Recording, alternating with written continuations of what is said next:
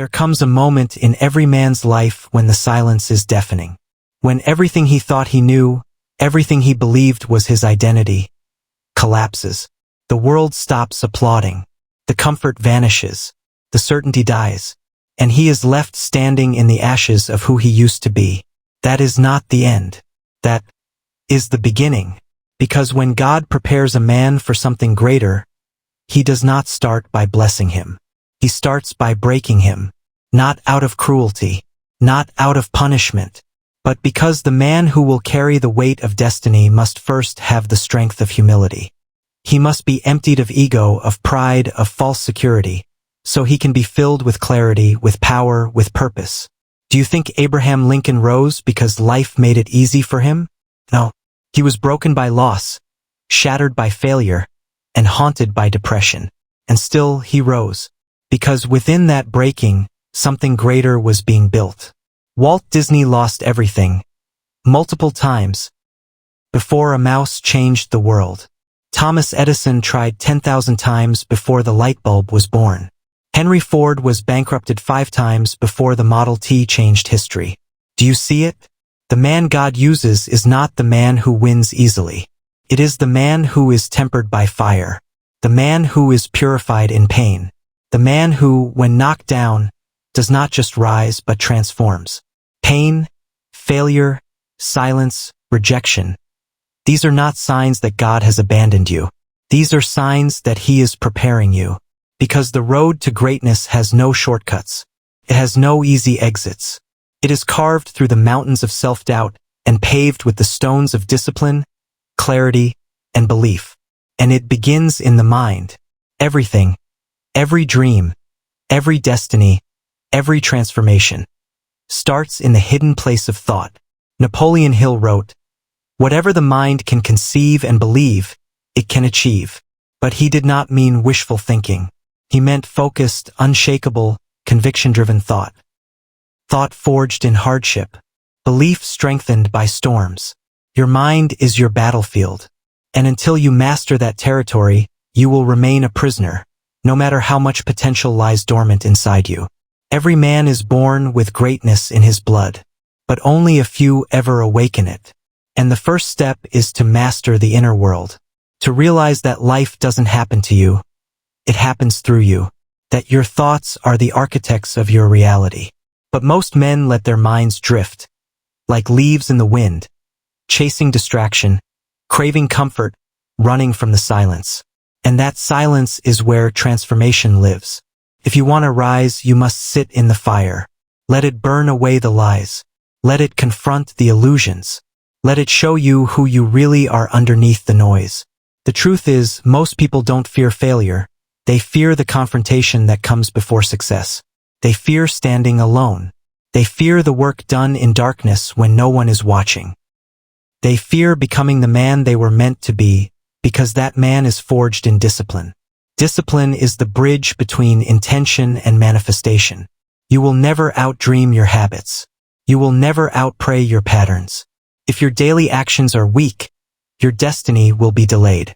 Discipline is the highest form of self-respect. It says, "I will not betray the vision. I will not bow to excuses. I will not live on my knees begging for motivation." Motivation is a spark. Discipline is the furnace. And God will not give fire to a man who refuses to tend the flame.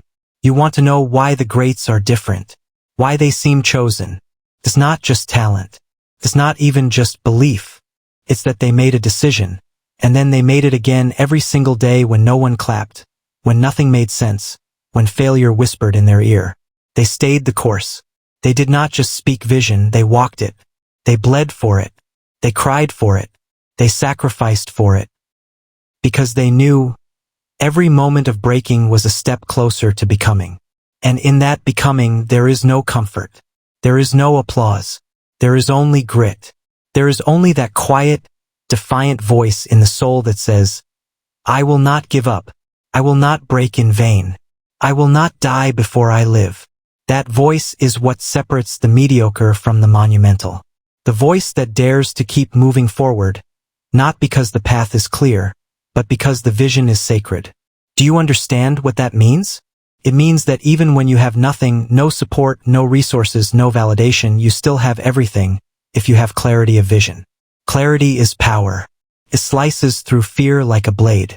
It silences the chaos. It gives your suffering a shape, your actions a direction, and your life a meaning. Without clarity, a man is a wanderer. With it, he becomes a warrior. But clarity is not given. It is earned. It is earned through silence, through stillness, through struggle. It comes when the noise dies down and all that's left is the question, why am I here? And if you're brave enough to sit with that question long enough, the answer will break you. Because purpose does not come wrapped in comfort. It does not arrive on soft winds with gentle music playing in the background. It comes through storms, through failure, through heartbreak. God hides purpose in pain. He hides strength in suffering. Because only the man who's been to the depths can carry the heights without crumbling. Only the man who's been broken can lead the broken. That is why vision matters. Keeps you moving when your legs are shaking. Keeps you reaching when your hands are bleeding. Keeps you believing when logic says stop. Andrew Carnegie had a vision bigger than steel. Ford had a vision faster than the horses. Disney had a vision more magical than reality. They didn't just see what was, they saw what could be. And they refused to let the breaking define them. Because purpose does not protect you from pain. It gives your pain a purpose. And once you connect your pain to purpose, you become unbreakable. But vision without purpose is empty. Purpose without discipline is fantasy. And discipline without action is dead. Action is the alchemy. It is where thought becomes transformation. You can meditate all day. You can journal. You can pray. But if you do not move, nothing moves. Action is the language of commitment. It's easy to say you want success. Easy to say you believe in your dreams. But what do your actions say when no one is watching? What does your life say? Because every time you hit snooze, every time you skip the work, every time you let fear make your decisions, you are training yourself to lose. And every time you show up, tired, scared, uncertain, you are telling your future, I'm coming for you. I'm not waiting. I'm not hoping. I'm taking responsibility. Responsibility is where men are made. No blaming. No excuses. No waiting for rescue. You are not a victim. You are not fragile. You are not here to tiptoe through life hoping nothing goes wrong. You are here to dominate your domain. To take everything you've been through, the rejection, the heartbreak, the failures, and build something unshakable. You are not being punished. You are being prepared. Prepared for influence. Prepared for impact. Prepared to lead others out of the dark. But first, you must master your own darkness. You must stare down your weaknesses. You must confront the version of yourself that settles, that escapes, that hides. Because the man God uses must first be honest about the man he's been. Only then can he be trusted with the power to lead. And you can't lead if you're still bleeding from wounds you pretend don't exist. Healing is not weakness. It is warfare. It is the process of reclaiming your power from the past and channeling it into a future so fierce, so focused, that nothing, no opinion, no failure, no delay can stop it. Because once you heal, you stop reacting and start creating. You stop running from the past and start building the future. You stop waiting for permission and start walking in authority. And that is when the real transformation begins, not when your situation changes, but when you do. Because once you change, truly change, everything around you has no choice but to respond. The world does not give you what you want. It gives you what you are. And if you are weak, uncertain, desperate, it will reflect that back to you 1,000 times. But when you become solid, certain, and relentless, when your very presence speaks conviction, the world will feel it. Opportunities begin to appear not because they magically arrive, but because you've finally become ready to see them. And that readiness comes through resilience. Not the kind of resilience that simply endures, but the kind that transcends. The kind that says, break me if you must, I will still rise. It's easy to be strong when everything's going right. But what happens when the money disappears? When the phone stops ringing? When the people you counted on vanish? That's when the real man shows up.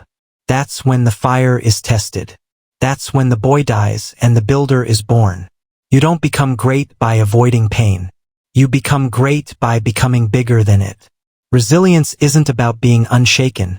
It's about being unbreakable in your purpose. Like a tree rooted deep in the ground, bending with the wind, but never falling. Like steel hammered in fire, stronger because of the beating, not in spite of it. Ask yourself, who are you when everything is stripped away? Who are you when it's dark and quiet and no one's watching? Who are you when the applause is gone?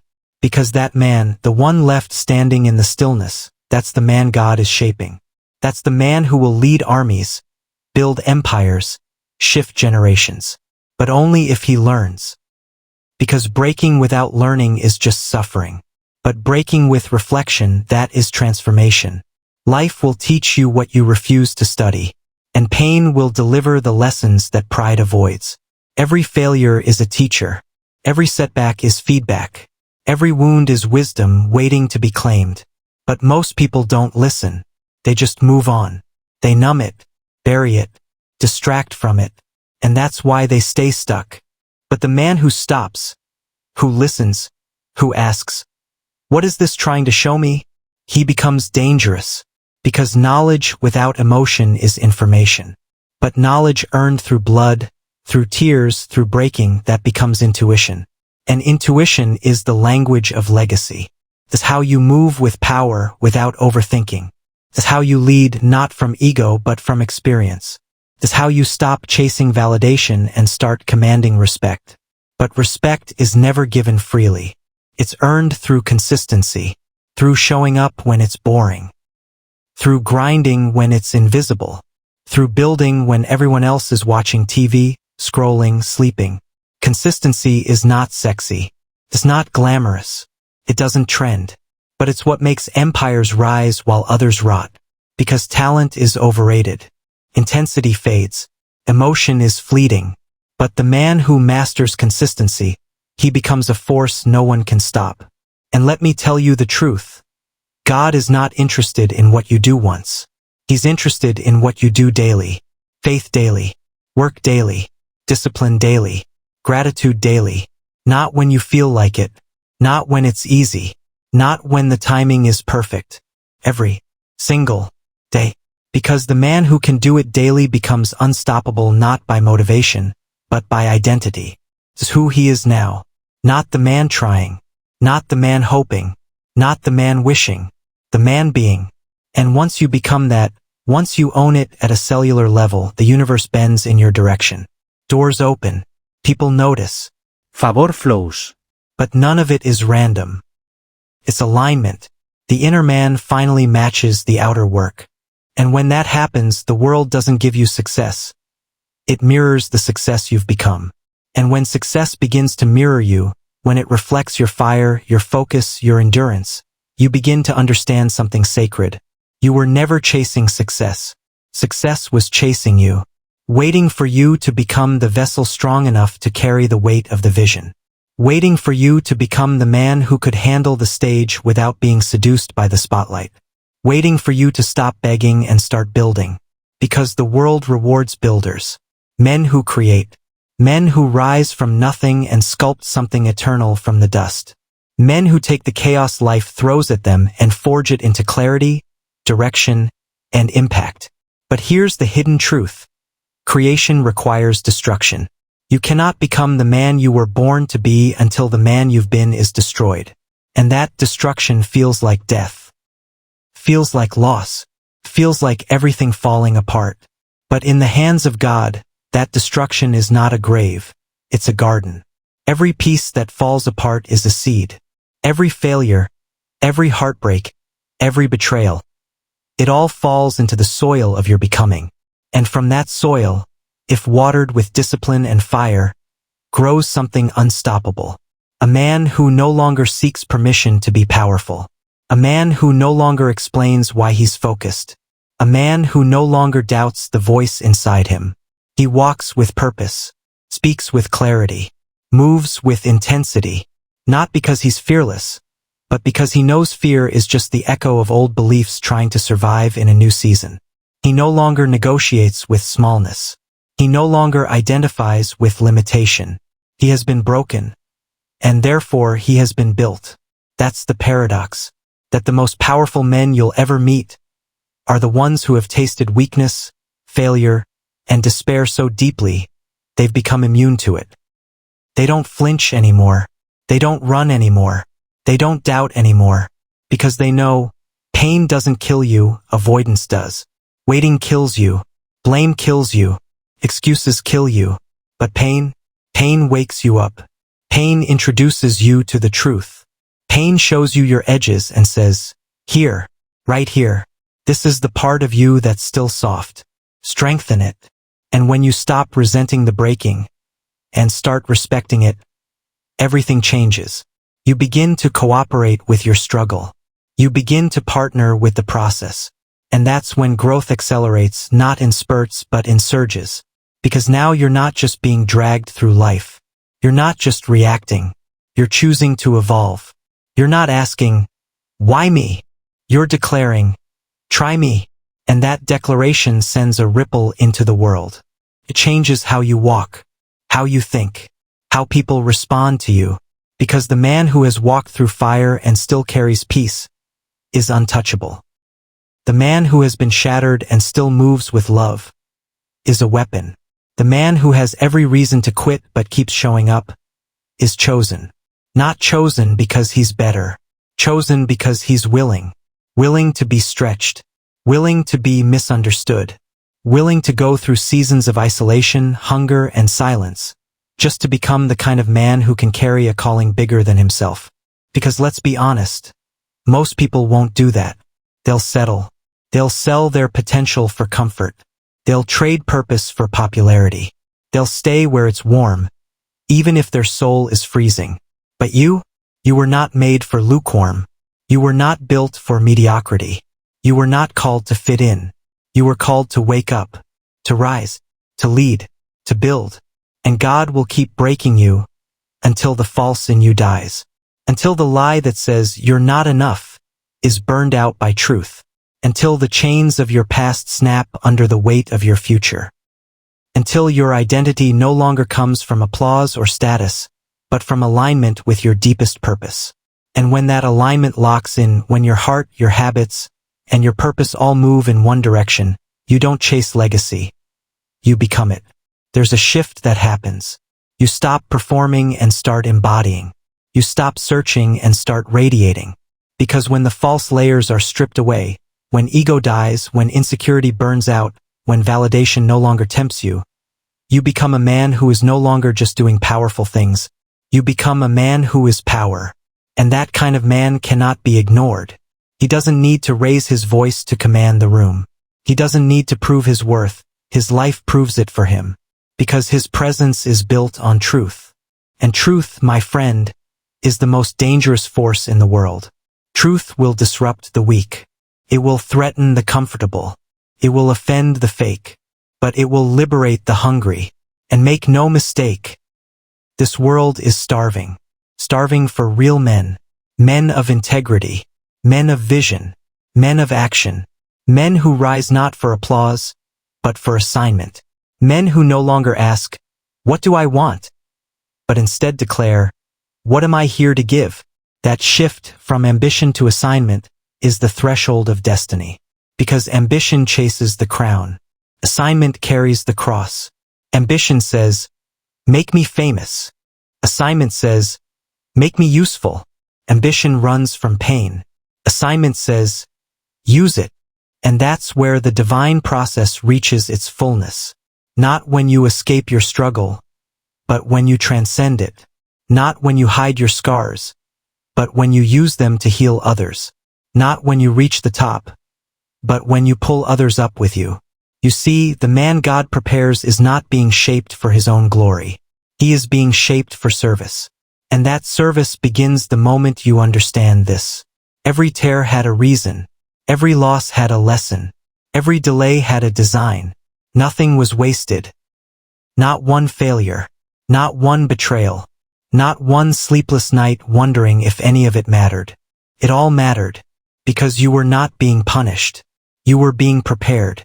prepared to speak with authority, prepared to walk with compassion, prepared to carry the fire without being, ready to lead people who feel lost because you've been lost before, ready to inspire not with hype but with history, with lived truth, with battle-tested wisdom that can't be copied or faked.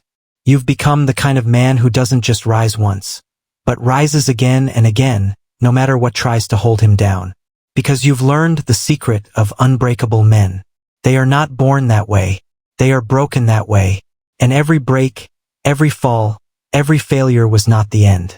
It was God's beginning. It was the chisel shaping the marble, the fire purifying the gold, the crushing that brings out the oil. Because only when the man is broken can he be made whole.